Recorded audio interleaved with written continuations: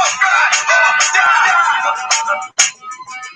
yo, what's my name? The election, I'll be the best. You see the rest, they look like they need a rest. One more time. I'ma do that to some hits that's gonna get at you. That's with your mind. Stop talking quick. You out there running your mouth. You don't know who you're dealing with. Here we go again. Every time I have to tell you rap cats, I have no friends. Still act up. Around like some brand new chicks. It's about to get yeah, don't stop. Still getting down or whatever, whenever. That's why the show is hot. Can't keep it real. Yeah, I'm a dude, but most of you know that's just how I brother feel. I said good. My people that can't see you. Whatever you try to preach. Yo, what's good, everybody? Welcome back to LDuz Boxing. Back with another live stream, building on this boxing talk. You know what I'm saying? Salute to everybody, all my subscribers, people who rock with me, drop comments and whatnot. I appreciate you guys. What's good, Roger Broadnax? What's good, bro? Yeah, we're about to get into this Bud Crawford shit. What's going on with you, bro? Yeah, man. So I want to touch on this Bud Crawford. You know what I'm saying? This is the whole spectrum of everything. You know, I've been trying to get some smoke on this Bud Crawford shit. Can't get it. So I sometimes I forget I got my own channel. You know what I'm saying? I be forgetting sometimes. I rock with a lot of people, listen to a lot of people, but I be forgetting sometimes. Bruce Ghost was good. I be forgetting, man. That's like a flaw of mine. So I got to get this started putting what I think and my thought process on this boxing shit, put it more into my channel. I be forgetting though. I ain't gonna lie. So this what it is. You know what I'm saying? We all know Bud Crawford is arguably pound for pound number one. I think he's number one. Because I feel like when Andre Ward left the sport after he beat Kovalev in 2016, I thought he was pound for pound. Then he beat him again in 2017. You know what I'm saying? And when he left the sport, that gave way for Bud. Bud was number two. So automatically, you know what I'm saying, push Bud to number two. And then people were saying Chocolatito was number one. That same year, he lost a close decision to Sir Ramazan. Then he fought him again later that year and got stretched out. So he definitely out the picture.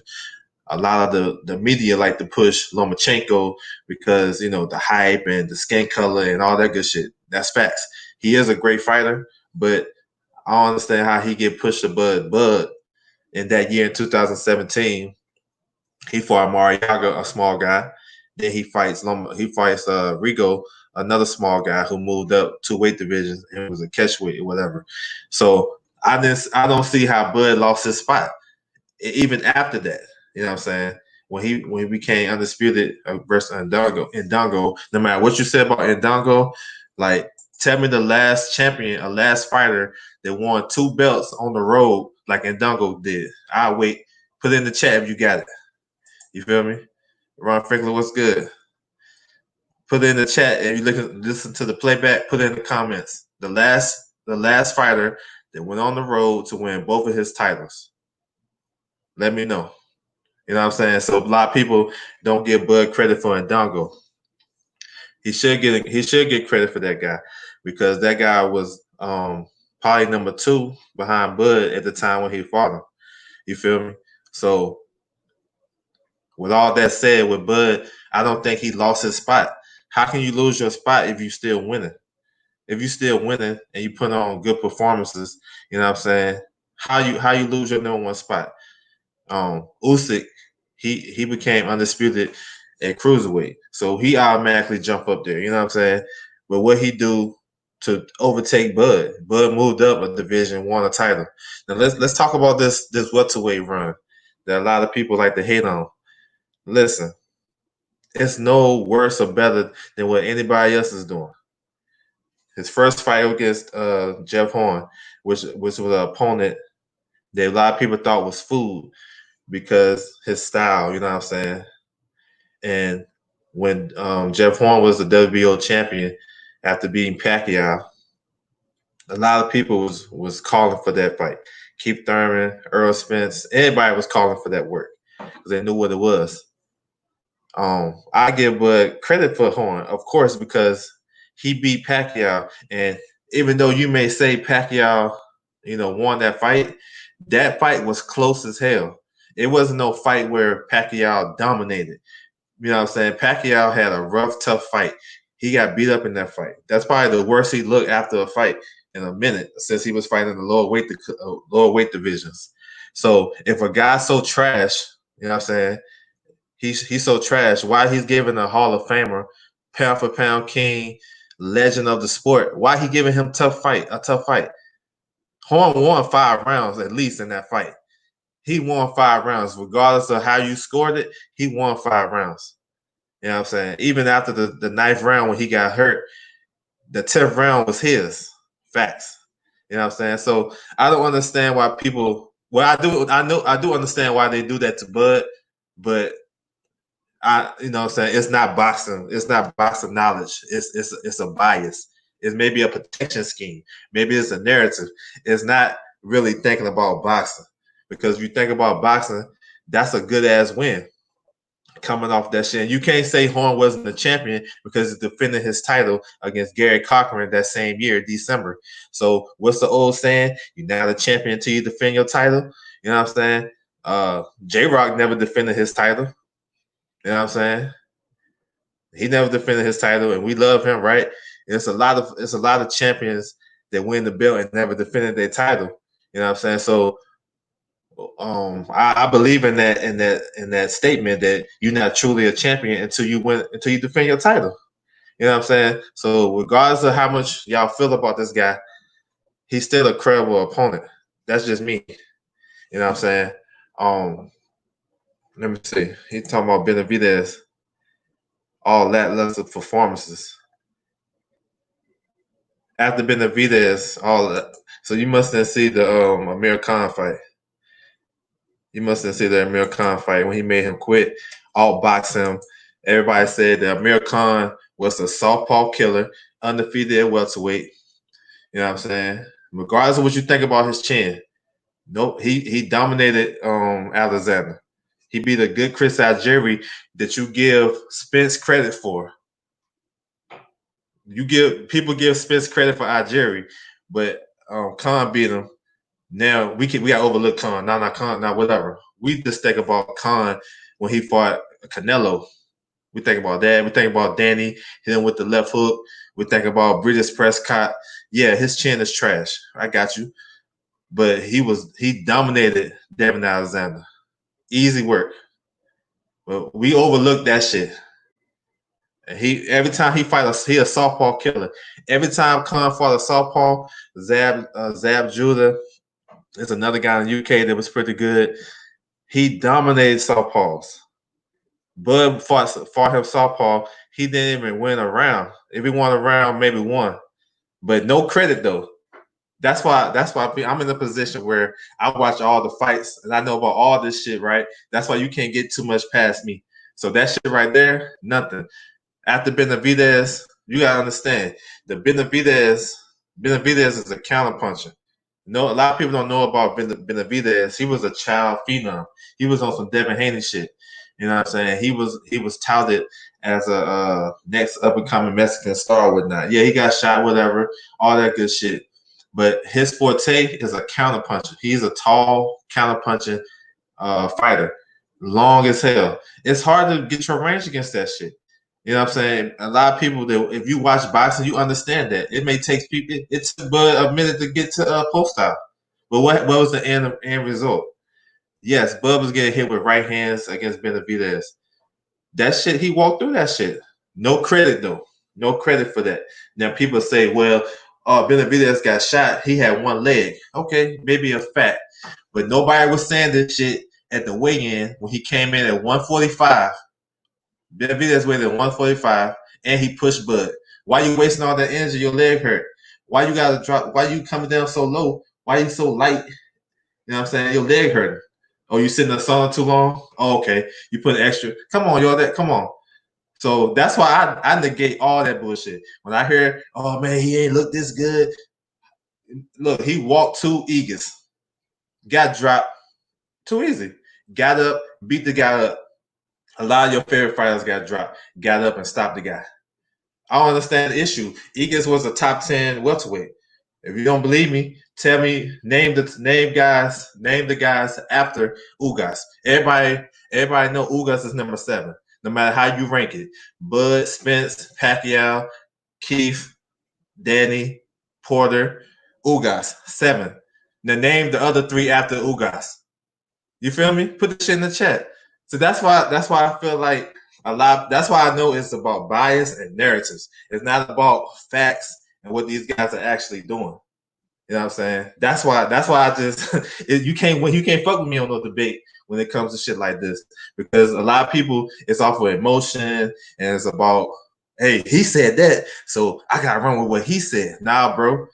Because when you come across somebody like me, then it's like, oh man, I done fucked up now. Now I have to explain this. You know what I'm saying? He wasn't losing. He probably lost 3 rounds against Benavidez, maybe 4, maybe trying to get the range. It was a little pity pat shit, but he dominated that shit after he adjusted and stopped the guy. What more do you want? You know what I'm saying? A guy that wasn't coming to fight like that. Benavidez is waiting for counterpuncher opportunities. So you want the guy to be dumb and get caught with some shit. Okay. You know what I'm saying? The Khan fight. People overlook that shit. He dominated Khan. Dropped him in the first round. Y'all people say Khan is shot. Yeah, I think he over the hill. But you never seen, drop a link in the chat that you seen Khan, or the people listen to the playback, drop a link in the comment when you seen Khan get outboxed. I would love to see that shit. I would love to see it. So I think when people talk about Bud's resume at 47, maybe they either it's one or two things. Maybe they lack knowledge of the state of the welterweight division, or they're just biased as hell and they paint a narrative. It's got to be one of the two. And if it's the first one, I got you. I'll school you. If it's the second one, I can help you. You just don't debate me because it's an L. So that's how I look at shit, bro. That's how I look at it. Nah, you good, Ron Finger, it's all good. I'm just saying, I'm speaking from my perspective on Bud. You know what I'm saying? I'm speaking from what I see. I don't let the narratives get to me. I speak for what I see. You know what I'm saying? So I hear people, so I address that about the competition at 147. And this is another thing about 147. We know the PBC, they got the top fighters at welterweight. And when Bud moved up to 1, so people don't break down the timelines. They don't break it down. They just give you food and y'all eat it. No, break it down. I want to know the ingredients, bro. I want to know the ingredients. I might want to go make it myself. And that's part of doing your own research. You feel me? So what I'm saying is this. When Bud, look at the timeline. When he came to 147, June 9th, 2018, fought Horn for the WBO title. Look at the landscape of what was going on then. Look how PBC and they was moving. Okay, I'm gonna take you back. January of that year, Spence fought Peterson. The next week, Showtime, they laid out a red carpet of fights. What you had? Wilder versus Ortiz, Mikey versus Lipinets. You remember all them walking up with their belts and shit like that? They posing off. Charlo had a fight with Centeno. The other Charlo had another fight. AB and Figueroa, all that shit. Y'all remember that, right? So they already had a plan in place. Spence was up there by himself because he had his mandatory. He had just fought a week before, and they said he was going to fight his mandatory, which was Ocampo, and it wasn't Ugas. So whoever say that shit, Spence ducked Ugas, that's false. That's a narrative. Don't listen to that. That's not the case. His mandatory was Ocampo. So they was already positioned themselves, you know what I'm saying, to do business within the PBC realm. You feel me? Okay, now let's fast forward back to June. Bud beats Horn, get the WBO. Spence beat Ocampo a week later. You know what I'm saying? And then, defending his title, 1-round knockout body shot. Too easy. So how is Bud gonna be able to fight these guys? They already got shit in the works. The next month, Mikey fights Robert Easter. Who he calling out after the fight? Before the fight and after the fight, who is Mikey calling out? Earl Spence. I see something. I'm gonna take this fight. I need a challenge. He wasn't even talking about Robert Easter. A lot of people was making their picks Robert Easter against Mikey because Mikey was overlooking him. They forgot the point that Robert Easter fights small and he don't use his height and whatnot. And Comey was touching him up all the time. They wasn't even breaking down the fight. They were saying, well, Mikey ain't he overlooking him. He talking about Earl Spence. Okay, he beat Robert Easter, and then so he still calling out Spence. And what little do y'all know, the zone shit was popping off. No matter what you say, that the zone shit, when Eddie came on here with the zone shit, that shit put pressure on PBC and fucking Top Rank. Top Rank was doing shit on ESPN. They came out with the app. Bud and Horn was on the app, the first fight on the app. That shit put pressure. You had to do something. Because Eddie, yeah, he was trying to steal their fighters and this, that, and the third. So what happens? What they do to respond with that? PBC was quiet. You remember the whole thing? The PBC fighters ain't fighting. They fight once a year. So then they come out with Fox. Bam, hit you with the Fox. You trying to tell me them making that deal, they already didn't have something planned for Spence and the welterweights. So of course Bud is all on the outside looking in. They're not gonna. He got ESPN. They with Fox and Showtime. Why are they gonna mess that up? And you got enough fighters to satisfy Spence and build his resume and his legacy. Why you need to go over there? So that's why I disagree with the whole. I don't think Spence ducked him. Them dudes had a plan, and that shit. You don't just get a TV deal like that, and you know what I'm saying. That shit just happened overnight. You know what I'm saying. They needed a fight for Spence. Those guys wasn't trying to fight him. Meanwhile, Keith was out. He been out the loop. He dropped the WBC. Then all of a sudden, you know what I'm saying, here come Danny versus Sean for the WBC. You know what I'm saying? Ugas fought on the undercard. He was the WBC mandatory. So you already see when they made that announcement for Fox, who they have? Spence and Mikey. You know what I'm saying? Sean and Ugas. Danny fought Granados. You feel me? So if Danny did a damn press conference via satellite face off with Granados while he's sick in the bed, he didn't even come to LA for the face off. He wanted that fight, bro. So when Bud offered him that $3 million, it was like, yo, we're gonna test the waters, but we kind of figured that they're not gonna take that fight because they already got plans. Now some people can look at all that scenario and say, man, he ducked him, or that's a duck. But if you understand the business of boxing, bro, you know what it is. That's what happens. Like you can like it, hate it, or love it. That's how that shit is. You know what I'm saying?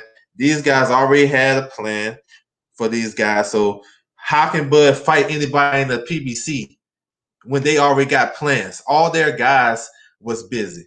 Danny with Granados and Red Cash.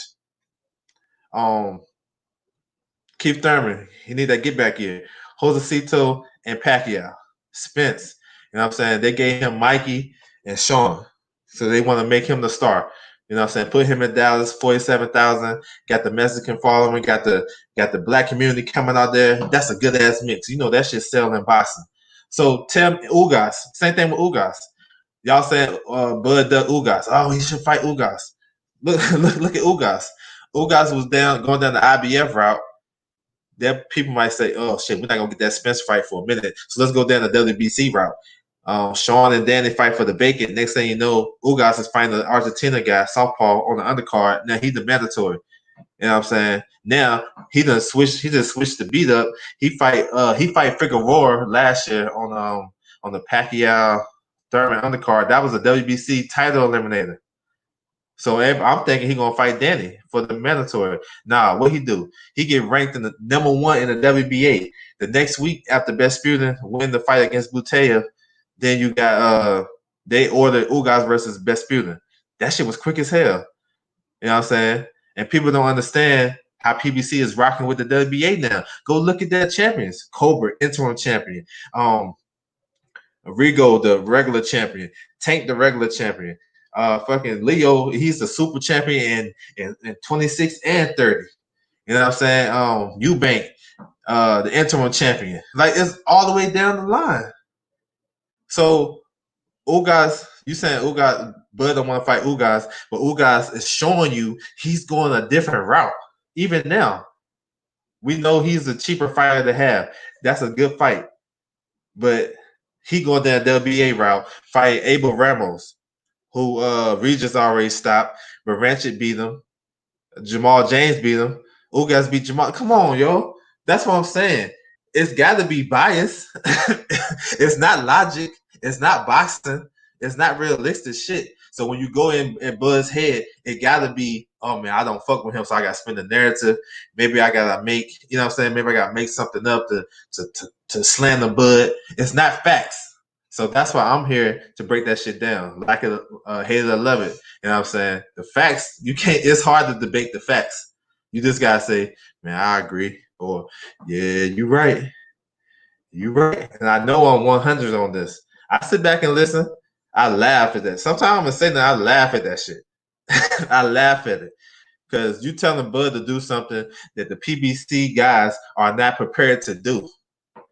Now, all of a sudden, Sean Porter before the Spence fight, we was killing Kenny. Kenny don't want him to fight him. He ducking this, that, and the third. Now he give Spence a tough fight. Now, go get Bud, sick him on some Dylan White shit. Like how Eddie tried to do Dylan White to Wilder. The same shit to Porter. Bud was like, man, that's my friend. I ain't trying to fight him unless there's some bigger shit on the line. Porter saying the same shit. But nobody hear what Porter said. They only hear what Bud said. Nobody said, you know what, man, both of them dudes some suckers. Like they talking about their friendship, man, they don't want to fight each other. Nah, they don't say that. They say Bud is ducking Porter. Man, the PBC gave them the okay. They want that fight. Man, I talked to them. They want that. Okay. The Porters, they live in Vegas, right down the street from Top Rank office. Bust in there. What's good? Bust in there. You know what I'm saying? Sean fought Spence in September. You know what I'm saying? Bud fought in December against Eagles, right? So we had a whole 2 months. That was one of the hottest topics on YouTube. Bud versus Porter. He needed to fight somebody. Bud ain't fought nobody. He needed to fight Porter. He needed to fight this and fight that, right? All right, bet. 2 months and passed. Porter ain't did nothing. He ain't said nothing. They was both in Wilder Fury 2. Nothing. But you remember when he wanted to fight Keith and when he wanted to fight Danny, pulled up on him. You know what I'm saying? Media roundtable, all in Keith shit. Shit was entertaining as hell. I never seen Porter getting down like that. I like that shit. Jumped in the ring on Danny after he stopped Rios. Funny ass shit. You know what I'm saying? Danny went back at him like, you ain't got no home. You know what I'm saying? Whatever. You know what I'm saying? That was some good TV, right? Why would he do that and don't do that to Bud? Why not? Y'all saying that Bud is ducking him. And it's crazy how the times of boxing changed so much where the champion got to chase the challenger. You feel me? Like y'all putting pressure on this dude, Bud, to go chase down these guys because they don't like because you saying he ain't fighting nobody, right? And those PBC guys, they already got a plan. It's already been proven. It's proven in the pudding. Look at the actions. Damn what they say. Look at the actions. Look how they moving. Look how they moving. So how Bud's supposed to fight them? It's funny to me, bro. It's funny, but I understand what it is.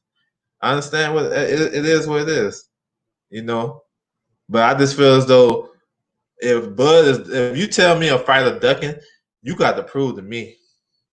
One, have he done everything in his power? You know what I'm saying, to make the fight? What have Sean did in that power? He been saying he gonna make a phone call for 7 months. For 7 months. All it is, we gotta make a phone call, man. We gotta talk and agree. And this whole time, you can maneuver yourself. Why he ain't never holler at Paco to try to get in the WBO rankings? And don't give me that shit that the PBC don't fuck with the WBO. Don't give me that shit because I got facts on facts that said they do. You feel me? So if they wanted that fight, why he don't get in the WBO rankings? Coming in number 15. Lobby for it. Look, let the fans know. Man, I'm doing everything I can to make this fight. I done went to Paco. I done shoot. We done sent him a contract. Look, did they send Bud a contract? Some people say Bud aimed the A side against Porter and Keith. I know he's not the A side against Spence and Pacquiao. I got that. I got it. But some people say since he ain't fought nobody, quote unquote, ain't fought nobody, he's not even A side against those guys. I laugh at that shit. They ain't sent no offer. You feel me? Porter ain't done everything in his power to make that fight. You can't sit there and tell me that. Bud the champion. We know how Bud is. We know Bud is an angry little dude. We know that dude don't take no shit. You know what I'm saying? You run up on him, it's what it is. Why Porter ain't do that? Why he ain't do it? In the era of Corona callouts, we ain't heard nothing from Porter. I see him working out with his coach, but nobody. He come on there and say he would like that fight, whatever, and nobody put the energy towards Porter. It's put it towards Bud when he's the champion, and that guy should be he should be doing everything he can to make the fight with him. And you know that's not in their plans for PBC. That's facts. You can't even argue that shit. That shit is crazy to me. Well, I had to cook on this shit, bro. Let me salute. I know motherfuckers came through the building. What's good? L5 player, what's good, bro? Appreciate it, man. Appreciate it. 4-man me, what's good? I was the one who first to suggest the fight right after the Spence fight, because I knew Spence wasn't fighting Bud next. I say the best time that fight could have happened, as a fan, was after when them guys both fought in June 2018. But little did we know, PBC had some shit in the works with Fox. It's going to lock down their top fighters. So, I mean, some people can call it a duck or whatever. I don't call it a duck because I still feel that Bud and Spence, that fight ain't ready. A big fight like that, it ain't enough money in the pot. The money gotta be falling over the pot. You feel me? Before they're gonna be able to make that fight and have to agree on this network, that network. It's different from the heavyweights. Their pot was running over. They had the storyline from the first fight, and then they just got two big personalities. You don't got two big personalities with this shit. And that's what it is. They waiting for the casual fans to take hold to this. Because the hardcore, we ready. Everybody hated it, so I fell back. Then they started talking that friendship stuff. I knew they wasn't fighting. Yeah. I mean, I ain't like that shit either. The friendship shit too. But what I didn't like more was people putting it on Bud and put it on Porter. You know what I'm saying? And I know it's misconstrued. Like, you never heard Porter call for that fight even before that. He's talking about I might have to fight this guy. Come on, yo. He wasn't ready for that shit. But people don't, they make it one-sided, and the power of social media is crazy, bro. Sean got a Obama phone. Shit, he can run the top ranked gym.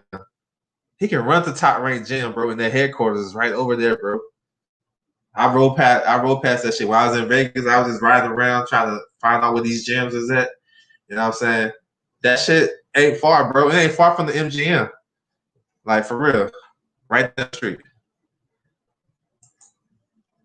What's good, Storm B, man? Salute, bro. He don't want that fight. If he did, he would be less talking in the media behind the scenes. Bud versus Spence is ready. I'm telling y'all, it's the biggest fight to be made. The casuals are ready to just already. You just gotta let them know what. Okay, I'm with you. I think it's a big fight too. I think it'd be bigger if one of those guys can beat Pacquiao and then fight. I think it's bigger. I think it'd be because I think it's. I agree with you. It's big now and it's ready, but I think it'd be even more. Like I said, get the cup running over. You feel me? So. You know what I'm saying? That's what it is. But onto these Bud's next opponents now. Bob Arum came out talking about they might announce the fight in about 10 days. That was like maybe 5 days ago. and Bud supposed to come back in November or whatnot. So I want to talk about some possible opponents. And I'm going off the telecast what Tim Bradley and Andre Ward was saying, and the first one come to mind. I think Tim Bradley said this. Ray Robinson, right? He was saying that he think Bud should stay busy at this time. I think so too. You know what I'm saying? Like a pound for pound guy. I was taught, look, while growing up, man, my uncle used to school me on this boxing shit. And he used to tell me, I remember some shit he used to tell me, he'd be like, even if you see the top fighters fight, he just showed me the Ring magazine. And you see all the top fighters, Cornell, Chavez. She said, it don't matter who they fight. Just watch them fight.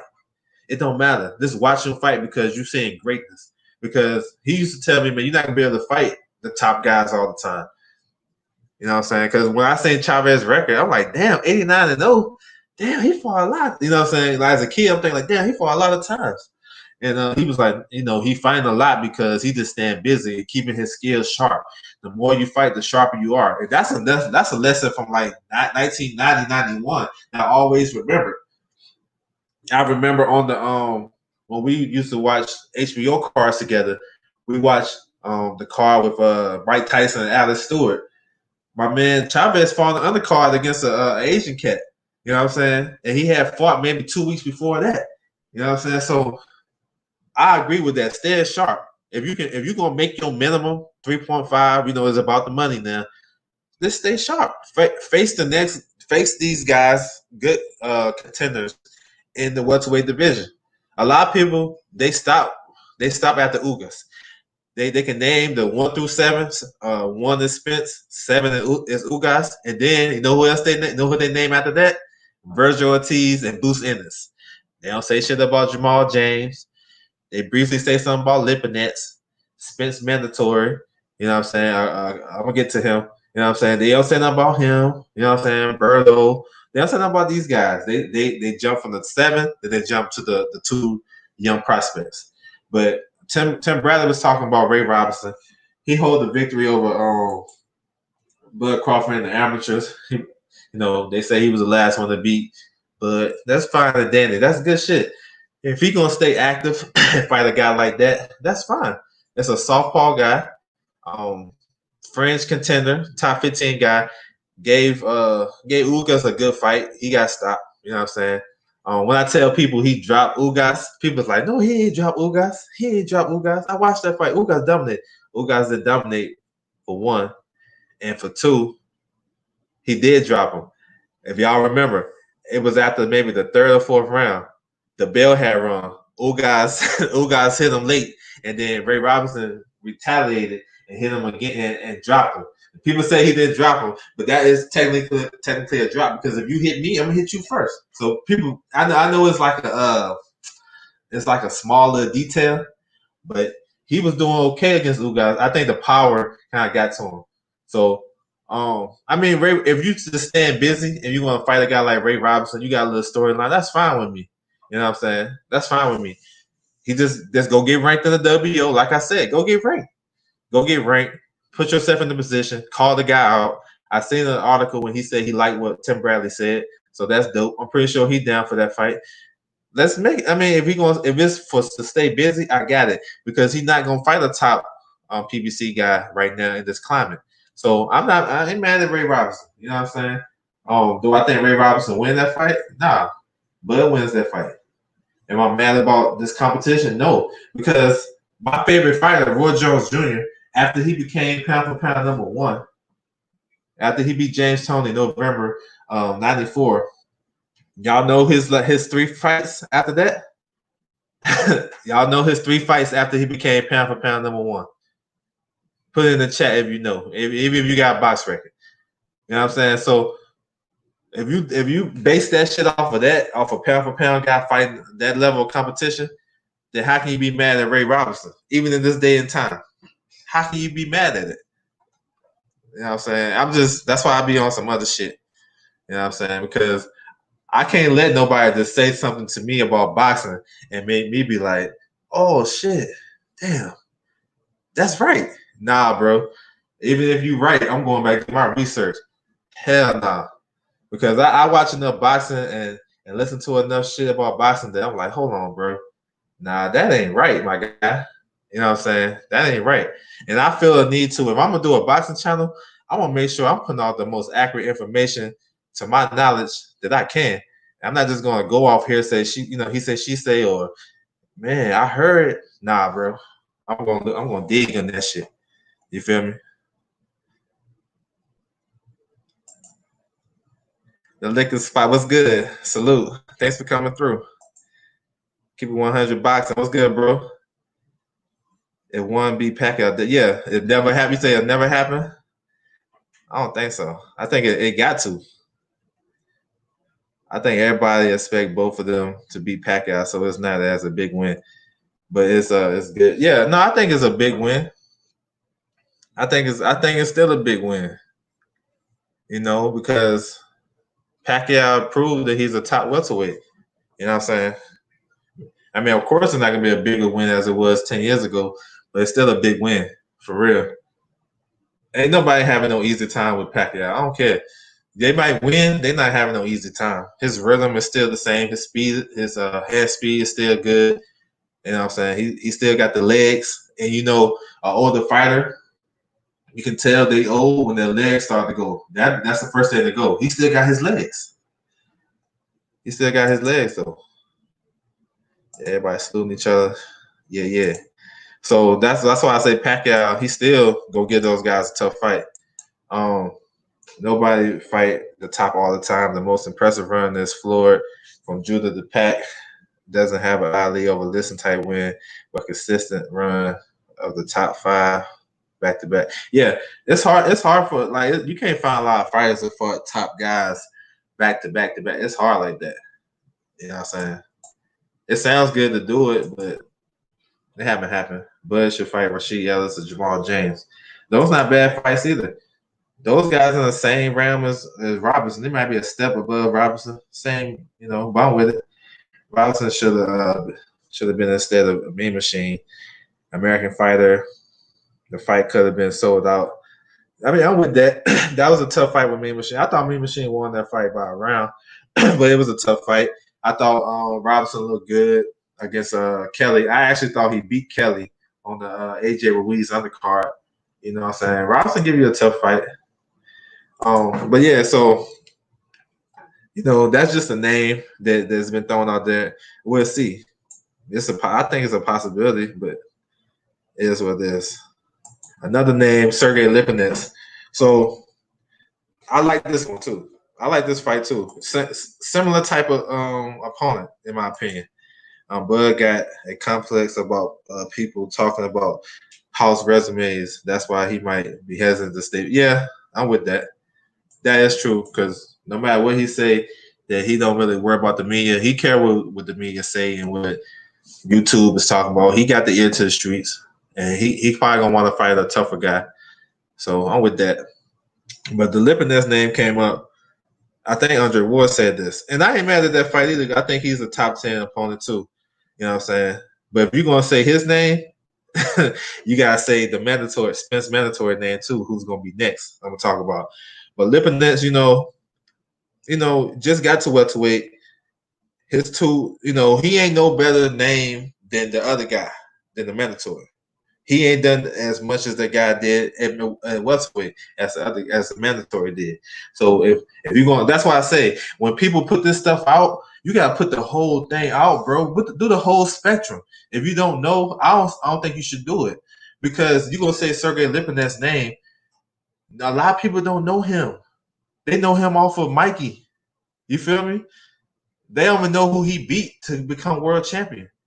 They don't even know the situation that he was the mandatory for the IBF when Bud fought in Dongo. They had to, step aside, you know what I'm saying? Let me fight in Dongo. You know what I'm saying? People don't even know about that. You know what I'm saying? They don't even know he a kickboxer. But not Ugas, but Lipinets is a good opponent for Spence. So that's why I'm gonna say.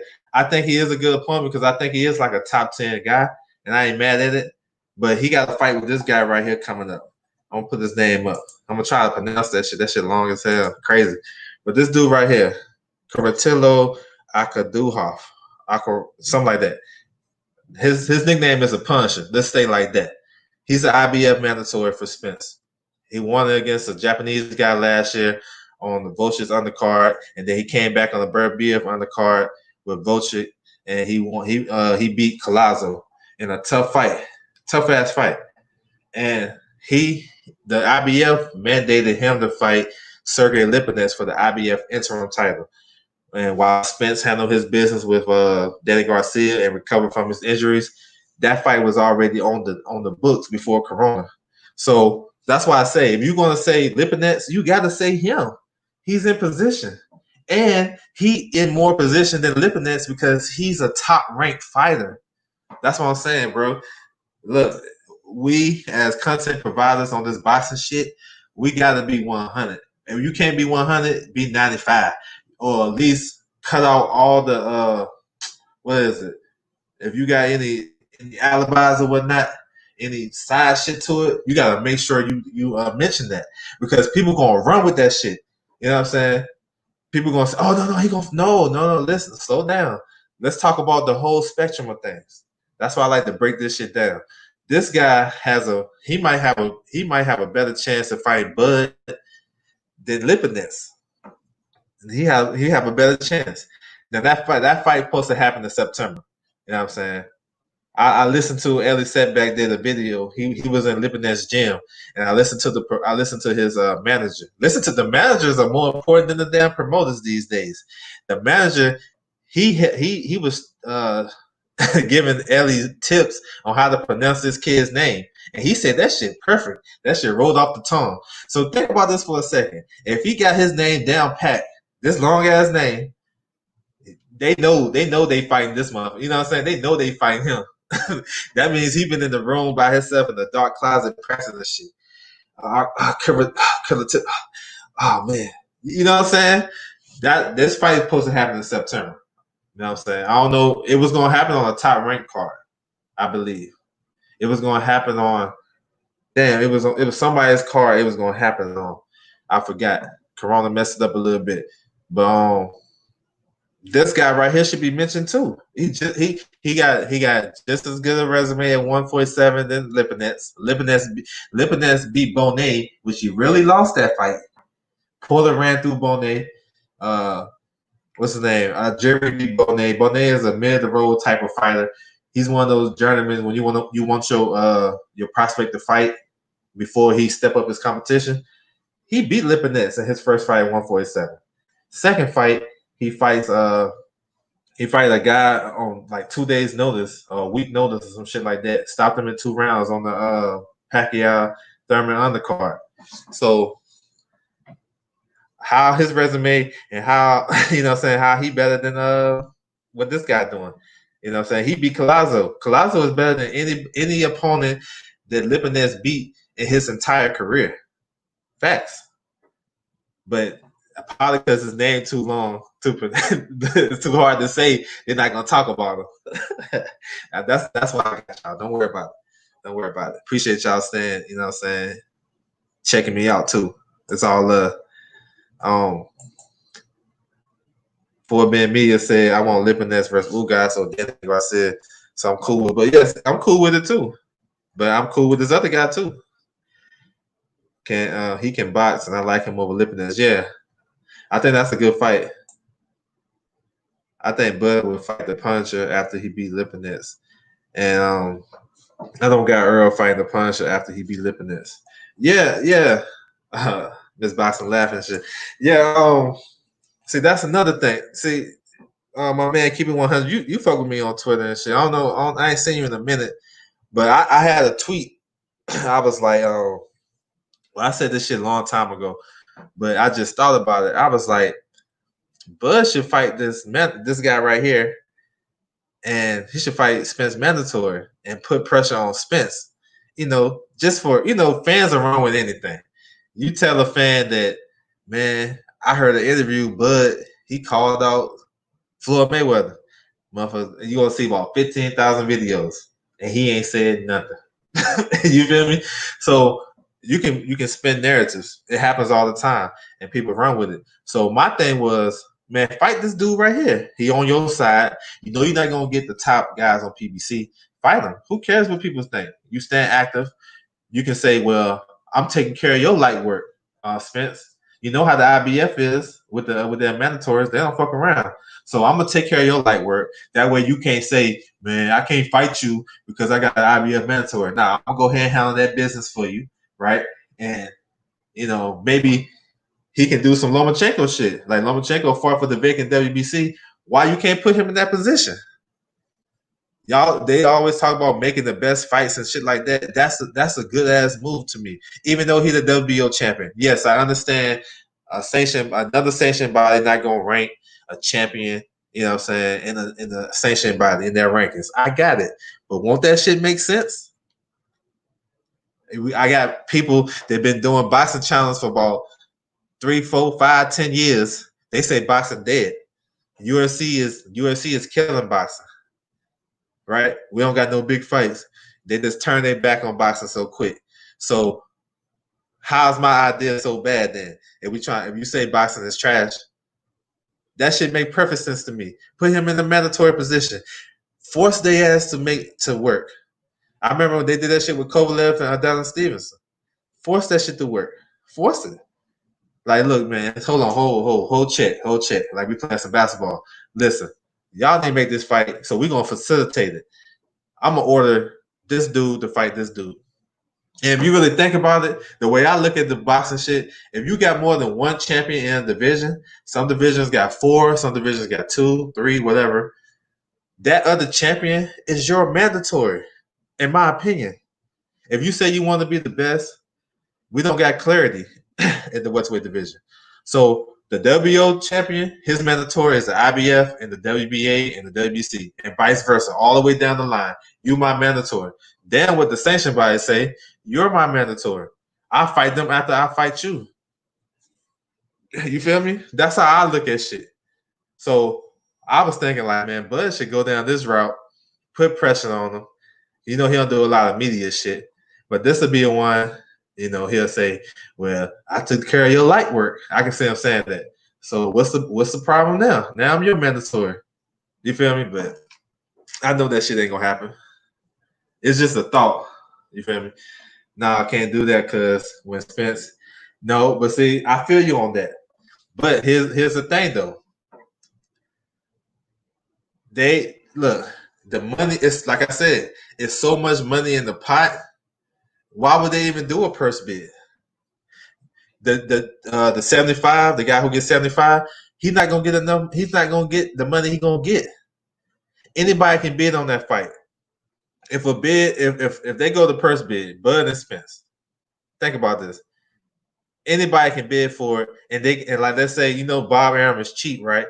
Why would you take that shit to purse bid and you're not gonna get the value of the fight? Somebody can bid $10 million on that fight. You know what I'm saying? I don't know the splits or whatnot, but that's about the roundabout that Bud gonna make. You will increase your revenue if you negotiate that fight. Same thing with AJ. Nobody won't go in no purse bid with AJ. No fighter. Like think about Pulev going to purse bid with AJ, and the purse bid is set, and let's say the purse bid is they win it for $8 million. He's not gonna make the money he would make if they just negotiated. You feel me? It's the difference. And that shit, it works with smaller fighters, like fighters that don't have a name or don't have a fan base. Like Lipinets, he gonna fuck around. He'll be happy with 25%.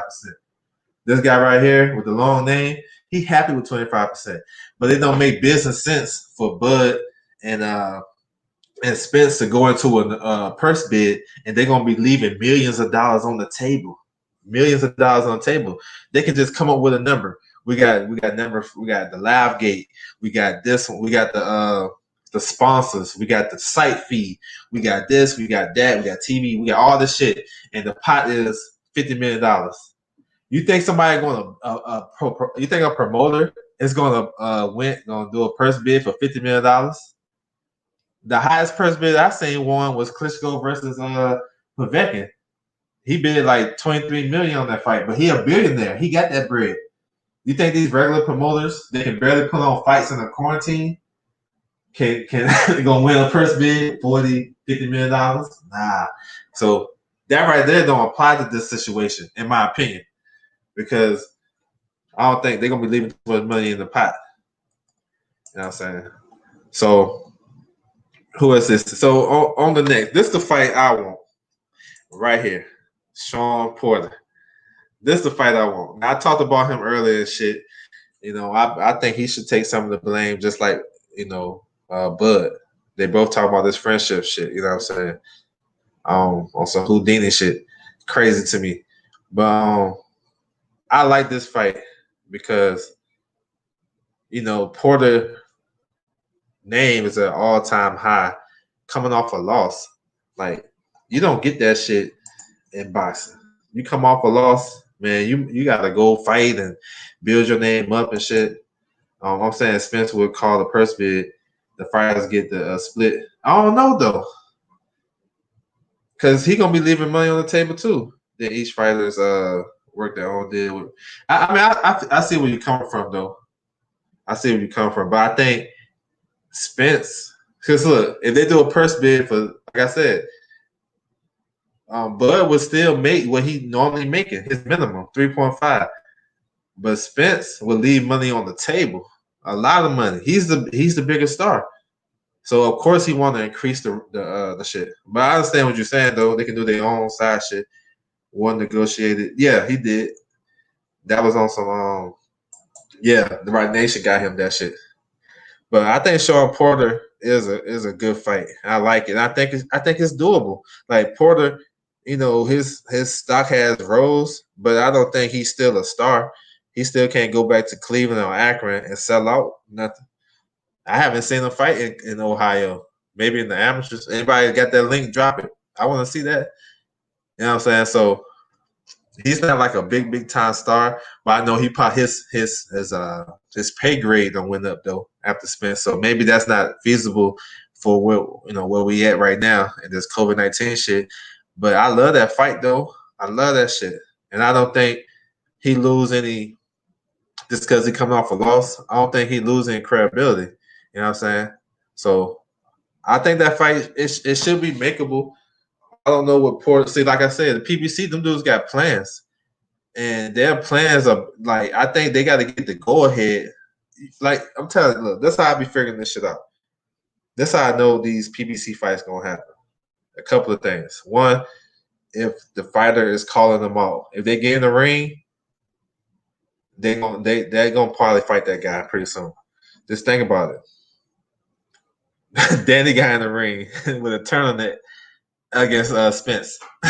Come on now, and the fight was signed and ready to go in January until the car accident. You feel me?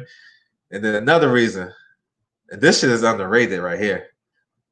The next two is underrated, but I'm gonna spit game. The second reason is when you see a fighter commentating the other fighter's fight, they gonna fight. Jamal Charlo commentated Willie Monroe's fight on FS1. Then shortly after that, them guys was fighting. Then Willie he failed a drug test. It happens all the time. Keith Thurman, he called Danny Garcia fight when he fought Sammy Vargas. They fought. It happens. Like that shit's underrated. Y'all probably not even checking for that shit. But yeah, I be like, hold on, man. Why he calling Jared Hurd? He was calling Castano fight last year. And if Castano get the WO, he gonna fight Hurd next. That shit already is already written. So I find that shit funny. And the third reason is when you see that fighter on the other fighter's undercard. Peep game. Jared Hurd, he fought on Wilder Fury 1 undercard. Deep down in that damn card, on the undercard, J-Rock fought a little stay busy fight, 2 rounds, a 2-round knockout. And then the next fight, he fought Jared Hurd, Unify. I'm telling you, this shit is real. I'd be like, hold on, why he on his card for? Oh, he trying to stay. If they want to stay on the same schedule. Think about the fights we had last year, the big fights in welterweight division. Pacquiao fought June 19th against AB. The next week, Thurman fight July the 26th. I mean July, 26th. No, January 26th. I'm sorry. And then they fight again in June. They fight in July. Same schedule. Mikey and Spence. No, excuse me. A week before that, Porter versus Ugas, March 9th. Mikey Spence, March the 16th. Same damn schedule. And when people say, man, Benavidez and Plant need to happen, bro, man, I always say, nope. They're not on the same schedule. Peep game. They're not on the same schedule. Plant fought in February. Benavidez fought in September. Then before COVID, my man Benavidez had a fight scheduled in April. They pushed it back. Now he fighting in August. And the WBC already ordered Yildirim to be his mandatory after he get a voluntary out the way. Man, they ain't fighting to fight 2022. You know what I'm saying? So that's why when people like, oh man, this fight, man, I want to see this fight happen, but I look at this shit realistically. You know what I'm saying? Like, hold on, man, is this fight really gonna happen? Let me look at the timeline. And then when I look at it, I'm like, motherfuckers ain't fighting right now. So I'm not even gonna get hyped. You feel me? I'm not even gonna get hyped. Never seen this before. Sean with 3 losses, coming off a loss. Yeah, man. He still got credibility though. I thought he put a good ass fight against Spence. I like the fight, but Porter phone is disconnected. He said he got an Obama phone. You can't even fight for the WBO coming off a loss. That is a fact. That is a fact. Good shit. That's a good ass shit. I like that shit, bro. That's a fact. That's why I'm gonna give y'all a short term one. Y'all remember Billy Joe was making his U.S. debut on the YouTube card? He was supposed to fight Rosado. WBO was like, hell no, you just lost. You just lost to Selecki. We ain't messing with you, bro. And he fought another. The guy he fought was ranked at 160 in the top 15. They moved like the next week. That's how I be doing that shit, bro. That's another reason. That's number 4. Pay attention to the rankings, bro. Them shits be switching and flip flopping like mud. He was at 160. The next week, when they was trying to find an opponent, they ruled out Rosado. The next week, he was in the rankings in 168, top 10. So I was like, oh shit, he gonna fight him. You know what I'm saying? Because I'm trying to figure out who he gonna fight, and you gotta understand how boxing works. If you got a late notice opponent, whether it's like a week or 2 weeks or a month, he ain't fighting no killers.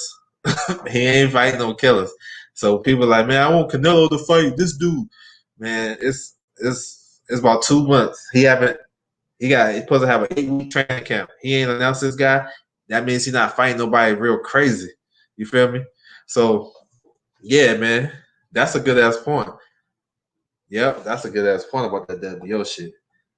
So that rules out Porter. He's been claiming he gotta make the call for that. Yeah. See, I'm gonna leave that one up here for a minute. Because hopefully when you see my videos on your timeline, this right here will be up. So if you click on the video, then you'll have your reason why Porter and the Bud fight came. Man, you know what? I fuck with you for that. Because I read them WBO rules up and down, and that is a fact. You know what I'm saying? They talk about how they be ranking these guys. Like, if you got a long amateur career, they put your ass in the top 10. If you got over 150 amateur wins and you've been to the Olympics and all that shit, and if you ask for it, they'll make you top 10, top 5. If you got a TV deal, if you're the mandatory and you got a TV deal, like let's say you like number 1, number 2. Let's say you're number 2 and you got a TV deal with ESPN and you want to fight the champion. They will put your ass as mandatory if you request that. Danny is number 1 in the WBO. If he requests to fight Bud right now, he can get that fight. If he requests it, they'll make him mandatory today. Yeah, I read that shit too. Coming off a loss, you got to get a win. So that rules out Porter. So anybody listen to this, tell Porter to get a win. You know what I'm saying? So you can't don't blame Bud. Don't blame Bud, yo. That's the shit that kill me. It's too one-sided. That's why I say get all the facts. Bring it to the table. Like, you know what I'm saying? Like, you about to go to Big Mama house. You know what I'm saying? She about to cook and some shit. Bring all the food. You know what I'm saying? I go get this. My sister go get that. Auntie bring that. My mom's got this. And Big Mama looking at the table like, yep, I'm about to get it in. That's how I do with my boxing information on some Big Mama shit. So I don't know. But that's all facts. Being 4 million. I appreciate that shit. That's what I like. So let's rule him out. Get him up out of there. Then we gotta rule this one out. Keith Thurman. How many of us really think this is going to happen anyway? Knowing how Keith Thurman, you know what I'm saying? Even though I think this is a big fight, I think Keith Thurman is probably the third biggest fight for Spence and Bud. I think Pacquiao number one, Bud and Spence number two, and then Keith. For real. That dude can sell the fight. The fans hate him. You know what I'm saying? He be talking reckless. And he's not like far from he's right there. I like my rankings. I got Spence, Bud, Pacquiao, Keith, Danny, and Sean. No. Keith, Sean, and Danny. Ugas. That's my top 7. So I understand why he don't have the same type of rights that Danny have. Excuse me. Or Porter. Like, even though he was doing what he was doing to Spence and avoiding all that shit, man, if he say he want to fight Spence and Spence is available, I bet you Spence jump all over that shit. Because Spence is a dog and a competitor. He not shit. This dude really want to fight? Oh hell yeah! I've been wanting Keith. You see how he talk about Keith? He talk about everybody else with respect. And Danny, man, he a good ass. He a dog. He can fight. Bud, he a real ass dude. Man, I don't really mess with Porter like that. But I mean, he can fight. But this dude Keith, that dude talk with venom. You know what I'm saying? Like I want to fight him right now. So, you don't think if Keith was really about that life and that fight can be made, that Spence won't jump on that shit? You crazy. And that's a big fight too. I think that fight bigger than Danny, in my opinion, as far as promotion wise and in the ring type shit. I think Keith bring more to the table than Danny do if he 100% injury free. He can box, you know what I'm saying? He can bang a little bit. He got good power, you know what I'm saying? Danny, we know what Danny looking to counterpunch. He ain't giving you too much movement. He right there. He ain't really, running or hiding. He elite counterpuncher and catch and shoot. But we pretty much know what Danny doing. He's not bringing no elaborate schemes to you. You feel me? But at least Keith can throw you off with his movement. He can jump in, hit you with a big shot. He just fight. You can tell the way he been fighting lately. He just want to get the 7 rounds, and then I'm cool. I got it. He don't try to, you know what I'm saying, like really, he ain't the one-time Keith Thurman. The dude that was on HBO for a second that, KOs for life type shit. That ain't him. He's more cerebral with his shit, economical, but he can still fight and he can bang. If you exchange with him, it's a 50-50 thing. He can hurt you too. So I like that fight for Bud, but I doubt it. I remember Liam Smith took a secret fight in Spain. See what I'm saying? Hey, look, peep game. Anthony Yard did the same thing, my brother. He took a secret fight in Spain. I don't know what country, but he took a secret fight after Kovalev fight. I remember watching that shit a little bit. I'm like, look at this dude fighting this little ass dude. But it makes sense. Frank Warren, them dudes, they've been fucking with WO so long, they know those rules in and out. In and out. So, yeah, you're right about that. Once again, I remember Bomac saying Thurman would be a harder fight for. But yeah, I think he would be if he 100%. I think I don't know if he's a harder, but I understand what he's saying, more versatile. I think Spencer's a harder fight, but I understand what he's saying though. So, damn, can't get Keith. My man done dropped that WO knowledge on your ass. You know what I'm saying? All right, so here we go. Kell Brook. So we done ran through. I didn't even mention Danny. I ain't mentioned Ugas. I didn't mention Spence for a possible fight with Brook. These guys that I put up here on the blue was the guys I think may be a possible fight. And I just went through what I think if it's going to be possible. So this one right here, Kell Brook, this is the fight I actually think may be next. If it's not like a low-level fight, I think this one may be next. I need to see a tune-up type fight for Keith before he get back in there on top. with the top again. Yeah, I agree with that because I think Keith, he, you know what I'm saying, he unreliable, yo. Like, we don't believe him no more. Like, you talk all that good shit, but we don't believe you. So I'd like to see you in there, like a Lipiness type of fight. Jamal, the winner between Jamal James and Thomas Delorme, they supposed to fight August the 8th for the WA interim title. That's the only sanctioned body Keith is still ranked in. You see, peep game though. He not ranked in WC, IBF, WO. He's still in WA though. So I see that's a type of fight I can see Keith coming back to before he step up. So yeah, I agree with that. Because Keith, man, we don't believe you. You need more people for real. But I love the shit talk though. But Kell Brook though, I think this one, you know, if it wasn't for COVID, I think this fight would be next.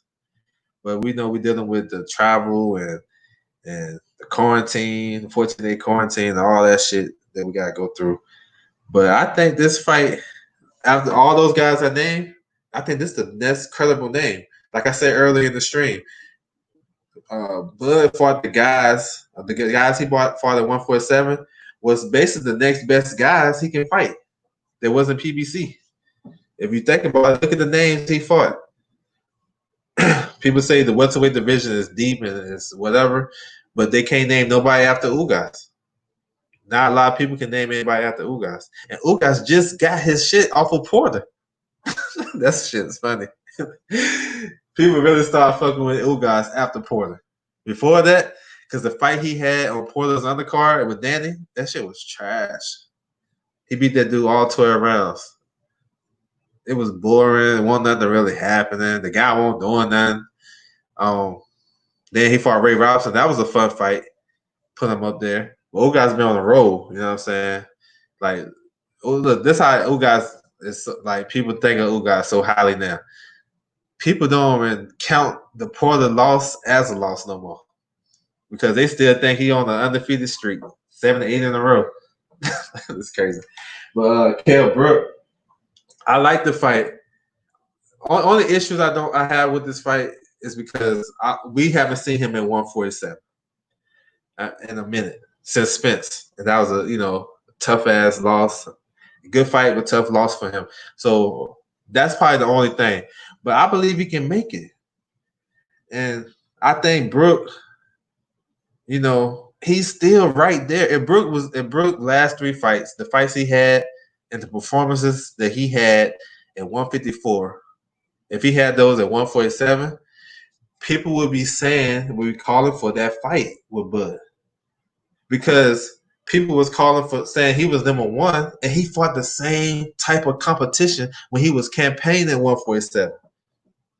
Peep game. His best win is Porter. But after that, his best win is Shevchenko from the Ukraine, who Paulie Malignaggi went over there and stopped him in 9 rounds. Paulie Malignaggi stops him. Come on. That's his best. That's his second best win on his resume. Come on. So let's say he had those 3 fights, the fights he had at 54 and 47. People will be, they need to fight Bud. So it ain't no difference.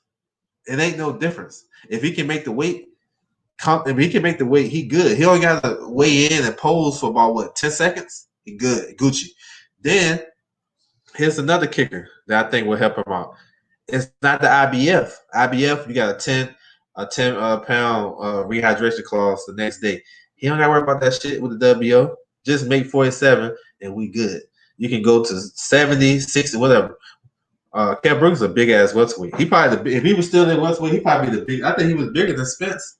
And Spence, I heard Spence say in the interview, like, damn, that boy big. He big as hell. You know what I'm saying? But he still broke him down. So imagine you don't have to worry about no second day rehydration clause. He probably can get up to about 65 on the next day, maybe touching on 70 and be strong. Come on, man. Why that's not a competitive fight? Why? I want to see people down that shit. Oh man, he broke his eye. Then Earl broke the other eye. I mean, and they say, oh, he ain't look good in his last fight. That's because y'all don't got the zone. That's why y'all ain't see his ass fight. He ran through his first fight against Rabchenko, ran through him in 2 rounds. Tony Harrison fought that same guy. Took him 7 to 8, 9 rounds to do that. But they don't remember that. Who else he fight? Zarafa. He beat him every round. But people say he didn't look good. He dominated that fight. He probably lost 2 rounds. That's not too bad. You know what I'm saying? Zarafa after that went on to stop Jeff Horn. You know what I'm saying? Then he lost the rematch to Jeff Horn. Okay. Same type of opponents he been fighting at 47, other than Porter. He look at his resume. It's facts. So I don't understand why he wouldn't be a good fight for him. If he can make, if you telling a professional fighter that you're going to make millions of dollars, that this is your last chance. Listen to the contents of this. Professional fighter, this is your last chance. You got to make 147, and then no rehydration clause. Then you good. You think he's not gonna be motivated, bro? Come on, man. They don't be giving these fighters enough credit. They just dog them all and man, he can't make it. Man, that's the only concern. Well, I trust that he can make it because I haven't seen him miss weight. Now, if you was talking about AB, you know what I'm saying? You talking about somebody like that, Juan Guzman back in the day, he can't make weight to save his life. Okay, I got you. I understand. But Brook never failed to make weight. And like I said, if Brook was still in the welterweight division, he'd be right. He might be above. I put him above Ugas. Facts. I put him above Ugas. He might be 7. And all those guys, mismatch them any way you want to mismatch them. All of them was tough fights. Oh yeah, I read that one. Brook is a good fight for the simple fact he's a common opponent. He's a common opponent for Spence common opponent. That would help build the fight. Most people don't know Brook. He'll shell his former self. All casuals going to do. Say man. I don't think he'll shell of his former self. I don't. He looked the same in his last 3 fights. I think against Zarafa, he came in at 150 because he was trying to chase the Amir Khan fight. He looked the same to me. He looked the same to me. Maybe my shit. I don't know. That's a fact. And I have this on. See what I'm saying?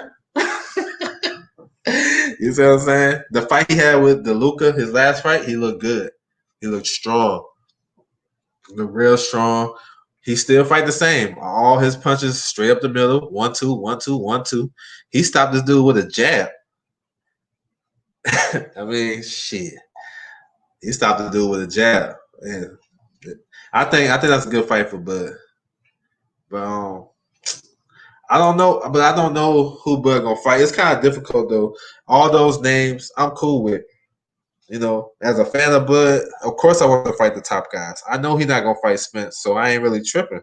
I know he's not fighting Danny. He's not fighting Porter next. I understand that.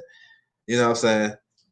It's just, you know, when he get turned down and shit, people turn him down without doing their research and facts.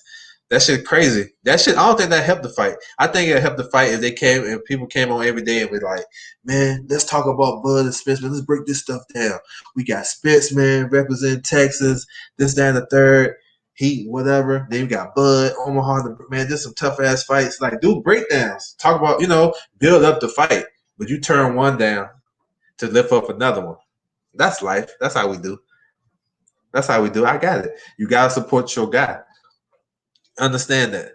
But I look on the positive side of boxing. You gotta build both of them up. Like, instead of saying, man, he got dropped by green beans. Man, what he do when he got up? What he do when he got up? He walked right to Man Machine and beat the brakes off of him. Stop. That's something you want all your champions to do. You know what I'm saying? He 4-0, 4 knockouts at welterweight. Like, I think when you start looking at the bias part of shit, you start to forget, and you'll fail to break down the actual fight. Like, this dude been looking strong at 47. Nobody ain't talking about that. But the narrative is Spence would be too strong for him. Porter would be too strong for him. And you give it take a fighter moving up at least 3 fights to get well adjusted to the weight. It take them about 3 fights. It's proven. Most fighters, if they elite fighters, it'll take them maybe 1 fight, maybe 2. But for most fighters that move up in weight, it takes them a minute. Think about it. When guys move, like Usyk for example, he moved up. He fight a guy that was working, that was on his break at his job when he got the call. This dude was at work. Hey, bro, you want to fight Usyk? Shit, how much time I got? Man, you got 3 weeks. All right. You know what I'm saying? Why he fighting that guy? Why he just jump to a straight top 10 guy? He fought a guy that was top 15 12 years ago. Never was top 10. You feel me? So it's a progression when you move up in weight, because you gotta get adjusted to the weight. You know what I'm saying? It's different when if your walk around weight is 165 and you fight at 147, but your walk around weight was 65 when you was fighting at 140. Like, it's a different type of cut. You got 7 pounds to play with. You know what I'm saying? And most guys, when they in training camp, they do their most work at the weight they feel comfortable at. So he might feel comfortable fighting at 150. Like, 150 is his optimal weight. Like, man, I'm a beast at 150. I ain't weight drained. I'm good. I feel strong. I'm gonna bust up. You know what I'm saying? I'm gonna bust his head. You know what I'm saying? So losing 3 pounds ain't nothing. But imagine if 150 is your shit, but you gotta get to 140, and you got like 12 days to do it, a week to do it. That shit drains you, but you strong. And when you start to have fights in that division like that, you grow into that weight. Same thing with Danny. When Danny first got to 147, who they give him? Paulie. The lightest puncher in boxing history, right? You know what I'm saying? Then they get him Guerrero, and Guerrero was already adjusted to the weight. He gave Danny a tough fight. You know what I'm saying? A tough fight, tougher than expected fight, especially Guerrero coming off the Keith loss where he got beat up, and then he had an in-between fight with Kamagai and went life and death with a journeyman and fought a war. Then he fights Danny. Danny had a tough fight with Guerrero. You feel me? I feel like he wasn't adjusted to the weight. Now look at Danny now. Look how strong he looked now. Strong. He always been sturdy, but he was sturdy and he was real sturdy and strong and durable. That's his. That's part of his skill. You know, that's part of his makeup. At 140, he's sturdy. Never been off his feet. Now 147, he wasn't as strong until recently. Now he talking about he can't make the weight no more. He talking about the red cash. I would have stopped him then, but man, I started training camp at 180. You know what I'm saying? So you grow into the weight. So that's why I say, man, that fight with Spence, man, I love that fight. It's a beautiful fight. I don't know who's gonna win. I'm rocking with Bud, but I won't be surprised if Spence beat him. And I don't see it as no dog walk. Like, Spence gonna run through him, because Spence don't see it as a dog walk. Because if he did, he would have got that W off of Bud ASAP. He respect them. They both respect each other. But I like the competitive shit they have with each other. So that's why we as fans want that fight so bad, though. But man, they be killing Bud. I gotta speak some facts about that shit. Shut up himself at 147. I mean, maybe the weight cut, could mess him up, but I feel as though I think he'd be all right though. I just have a feeling that he would be okay making the weight, and then he'll be able to. I think he'll be more motivated with this his last shot. Kell Brook, I looked at his shit the other day. He 39 and 2, I think. I didn't even know he had that many fights. This is last shot. I believe he like 33, 34, something like that. This is last shot. I think he'd be motivated, and he know how to deal with the 10-pound shit. I'd be like, yeah, look. I get hired the best nutritionist, strength conditioning coach. Make sure I'm on point. Man, I think he can make it. Well, we should be finding out soon, and I hope the November date is solid for Bud. Yeah, me too. I think he should stay active. I like what Tim Bradley said about that. I think he should fight. It's like it's a deal. Like, you can't beat it. You guaranteed 3.5. That's your minimum. Man, I'll be fighting every other 3 months. For real. Like, if I was advising him, I'd be like, yo, man, fight that dude. Fight him. Fight him in November. Come back in January.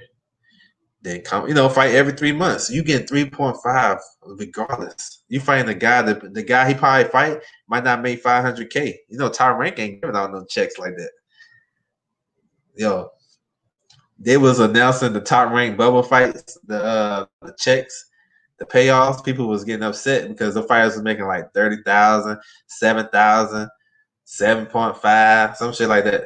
Thousand, whatever it was, 7,500, and I think they started to complain to the athletic commission. So now the athletic commission and Nevada would not release the fighters' purse no more. I don't believe they should do that shit anyway, because that made fans of these fighters start to protect them, like they was doing for AJ. Man, Wilder ain't made over $2 million. Why he deserve a fight with AJ? Because he's the number one or number two guy in the division, bro. Like that's crazy to me. If it's consistent, like we know Wilder is number one, or he number two, AJ number one or number two. Those are two best fighters. Why are we talking about money? So take that shit out. Now the fanboys and shit, they can't even talk about that. Man, I don't know how much you making. Which that's what you should know. You should know that. Because that should it dilutes the fight. Because we worry about how much they making and we're not getting the fights we want. We should have been had AJ Wilder, bro. We should have been had that shit. That shit was ready. You talk about a fight that was ready, that shit was ready.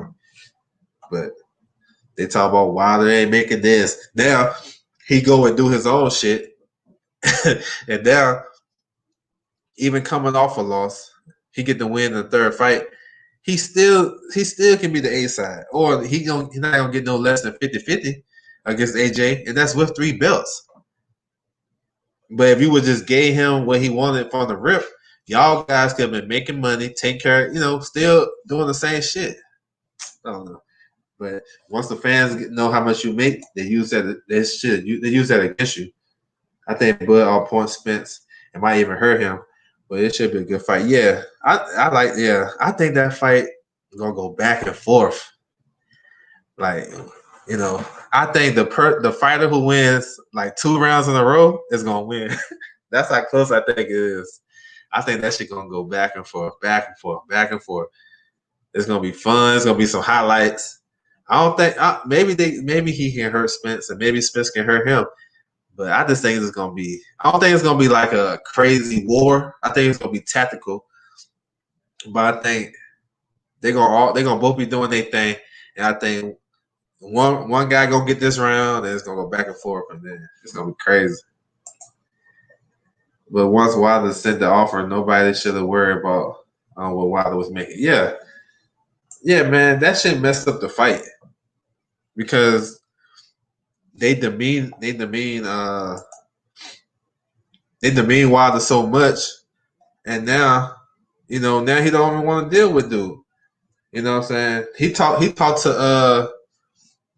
AJ behind the scenes and talking about the fight, but he was like he didn't want to mess with Eddie Hearn. He just wanted, they could have made bread together, but AJ stayed loyal. You know what I'm saying? But it's all good, man. Still rock with Bison. I don't care what nobody say. I ain't giving UFC the crown yet. I ain't never gonna give them the crown, even if they got it. I still rock with Bison. It's coming back slowly but surely. It's still some fights, happening. Without fans.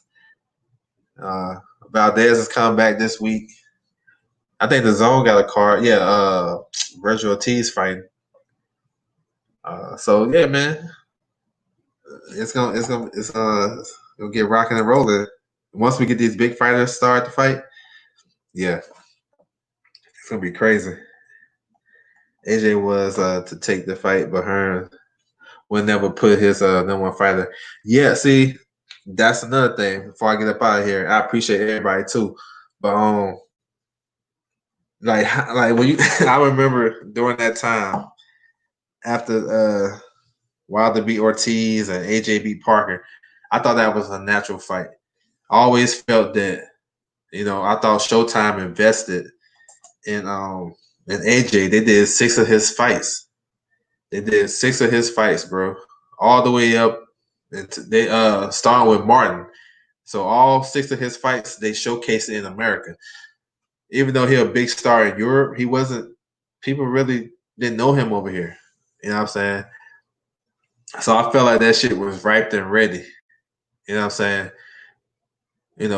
They both fought weeks apart. They was on the same schedule. That's why it goes back. They was on the same schedule. That's why I thought that fight was gonna happen. But I didn't know nothing about that DAZN shit. And when any promoter announced a big deal with a company, let me see. He said, Valdez said he's not ducking Shakur. Man, I'm gonna get you on that one real quick. He ducked him. Facts. I don't see why he did. I don't see why he don't understand that. Look, he said that. So when Shakur became his number one contender, his mandatory, he said he couldn't make the weight, but I can make the weight for. He said I can make the weight for Warrington. Like I don't understand, and that fight was tougher to make. Both of them guys had mandatories at the time. How you gonna make the weight for him, but you don't want to make the weight for Shakur? But I understood if he can't make the weight, he just didn't want to make the weight for Shakur. It's different. He had like 5 title defenses and whatnot, but it really didn't matter too much because they both at 130 now. So eventually he got to make it do what it do if he can get past Burchett. You know what I'm saying? But I think he did. I think he did. I think he did. Because he would fight his other mandatories, no problem. What's the problem with this? So I don't know. I think he did, but it is what it is. But back to the Wilder shit real quick though. Wilder and AJ. I just felt like that fight was supposed to happen that year, 2018, because all the cards was in line. Let me see what he said. He said he ain't ducking, but he swerved him with the help of Top Rank because they knew Stevenson could make him look silly. Yeah. Oh, okay. I got you. Now he gonna be in a tougher fight, a dangerous fight because he is not defensive responsible with a guy that like to punch you from long range and not gonna let you get inside the punch. Burchett is a big puncher from long range, and that's a dangerous fight for Valdez. He's on the slide for real. He said he could fight. He could make it for Warrington and Frampton. Yeah, okay, there you go, Frampton. That's where the duck came in. I understand Warrington. You want to unify, but Frampton, yeah, come on, bro. But the Wilder shit though, I felt like when Showtime had set that fight up, where those guys should be fighting, Eddie Hearn when he got the DAZN deal. You know what I'm saying? So of course, if you get the DAZN deal, you want your top guy on that shit. But the kick to it, excuse me, with all that negotiation and it was killing Eddie Hearn, bro. It was like, man, 2018, man, Eddie Hearn was the man of the year in boxing. He became a top 5 star. I don't care what nobody say. I had to beat anybody on that shit. If you go look at the archives, man, it's probably about over 3,000 videos dissing, maybe more, dissing Eddie Hearn. That shit made him a star. From a guy who was just a regular promoter in UK, now he a household name. What the crazy?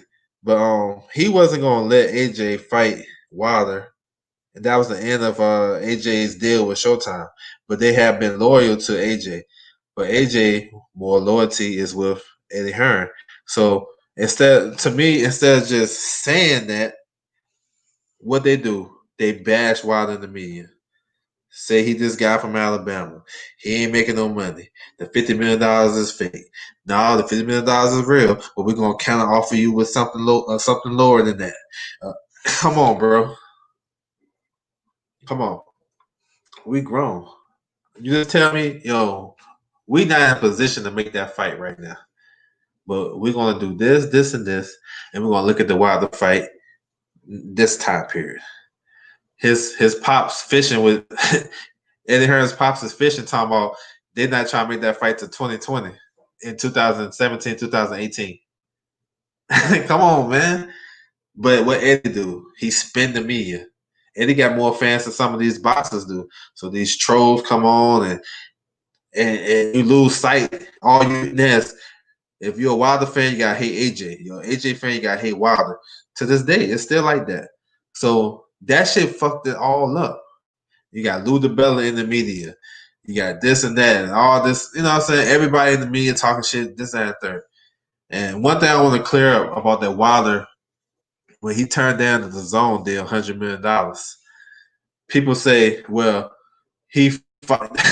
That's why I say these narratives, it's crazy shit. They say he fired Lou DiBella because Lou DiBella was trying to make the fight. That's not a fact. Lou DiBella, reason why they stopped rocking with him because Lou DiBella was in the middle of making tensions. Look at his interviews. He was talking shit about Eddie, talking shit about this. Then after the negotiation, he didn't want to talk about it no more. He did bring him to the table, but the zone was not forthcoming of what they was trying to do with the deal. They couldn't guarantee AJ $100 million or whatever, and then he lost. Talking about he ducked $100 million. Like that's what I'm gonna do a Wilder video about this shit too. I'm gonna kill motherfuckers on this shit. So I ain't gonna say too much, but it's all narratives, man. It's about who you like. And people they hate Wilder because they don't really hate the fight. Because if you think about the fighter and the story of Wilder, how can you hate him? You just don't like his fan base. That's facts. Oh, and then they'll say this. Well, he's not technically sound, but they love them some damn Cesar Martinez or some other lower type of fighter. Look at Dylan White. Look how wild he is. They love him. You feel me? That's just crazy. But yeah, let me run through these real quick. Yeah, I'm gonna get up out here, man. I appreciate everybody rocking with me, man. Make sure you hit the like button, subscribe if you haven't. It's all good. Burchett's gonna kill him. The people forget how. Yeah. Oh yeah. Yeah. It's gonna be a problem unless he fixes that defense. It's gonna be a problem. He has a replacement for the guy who came in overweight. Valdez was fighting the featherweight that night. Yeah. And he almost lost that shit. AJ got muzzled when the $50 million offer came from Eddie. Came out and Eddie took over. Yeah. Yep. Man, I will. Man, I know what happened in that DAZN meeting. I'm gonna DM you. Okay, yeah, hit me up, bro. Yeah, hit me up. Yeah, they was apologizing. How the hell you a CEO and you gotta apologize? But they gloss all over that shit, bro. Why the hell you apologizing? You got the money. Like, nah, bro. You're not gonna take this $100 million? All right, raise up. Fuck it. They talk about, man, we apologize, man. We should have been more prepared. but you want Wilder to take a deal and a guy apologize. Okay. We'll be looking forward to that video. Yeah, I'm gonna do that. I'm gonna do that for all. Look, Miss Boxing. I got 4 favorite fighters: Bud, Wilder, Carissa, and Mikey. I'm gonna do one for all of them. I'm gonna break down all that shit. Mikey been tripping lately. I'm gonna get him, but I also gotta talk about some of the good shit he do. But Mikey be on that shit. I fuck with Carissa heavy, and Wilder. Yeah, I'm gonna do him definitely. I'm gonna break it down. I don't understand. American boxing media is trash. That's why people coming to YouTube. Yeah, that is a fact. Because the American boxing media, the writers and shit, they can't even do what these YouTube boxing channels are doing. They can't even get interviews and exclusives because those guys is already in the system. And I think the YouTube shit is more organic. Like it's like me as a fan, like it's so crazy because you as a boxing fan, you can reach out to these guys on Twitter, Instagram, whatever, and some of them hit you back. So if you got a YouTube channel, you like, hey man, I messaged you, bro. Would you mind coming on my show for about 30 minutes, man? Talk about whatever. And they'll be like, hell yeah, they'd rather mess with you than mess with these guys right here who would spin their story like in a negative route. Because like you can be at a media roundtable and you can say something that's straightforward. Like, man, I want to fight this dude right here on November 24th, 2020 at the T-Mobile Arena in in Vegas. Excuse me, in Vegas. You know what I'm saying? I want to fight this dude. That's the date and time. They're going to say, man, I don't think he want to fight him. Or he called him out. Or man, come on, yo. Or whatever. They'll spin that shit some type of way. he don't really want to fight him. And what happens? It come to YouTube, and then those guys will be more willing to talk to the YouTube guy or whoever got a channel and be like, yeah, man, let me put my real shit out here. And then you'll have the guys that don't like, I'm talking about Wilder, like the guys that don't like Wilder, they'll just come on and talk crazy about him and this, and third. And he do the same shit that these guys do, that the guys that they like. It's crazy. Yeah, definitely do that shit. Definitely. Um, yeah. What's good, man? Steven Lamontez Hawkins, salute, bro. I'm about to rock out, though. Appreciate you coming through. Appreciate all you guys coming through, man.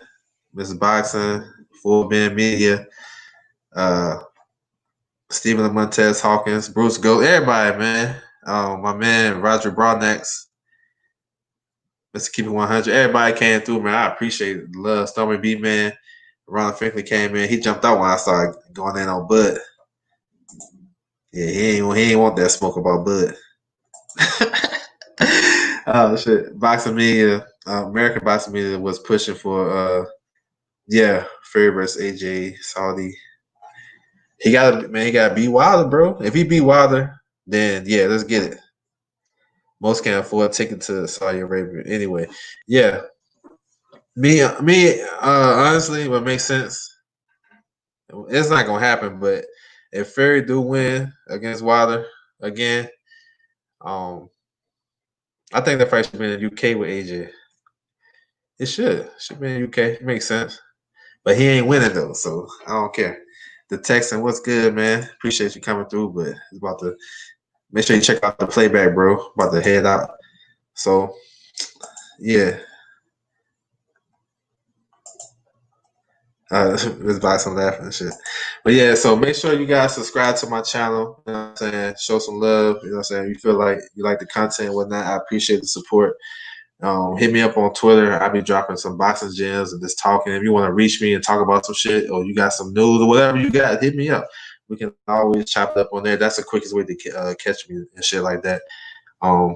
So I definitely be dropping these videos about these fights, you know what I'm saying, doing a pregame show, whatever, just talk about and breaking down the fighters. I don't know if you guys caught that. I talk about even the fighters you will never know about. I'll be doing my research and come back and have something, you know, to talk about. And then I do like a post fight or whatnot. I try to do at least one live stream a week just to, you know what I'm saying, get my thoughts out there. You know what I'm saying, how I was feeling at the time, you feel me? I be trying to get my shit out there because that should be stuck in my head. So sometimes you gotta get it out. So continue to rock with me, man. I appreciate it. Thank you, Ms. Boxing. Thank you. I appreciate everything. And I'm definitely be back with another one. Y'all have a good day, and I'm out.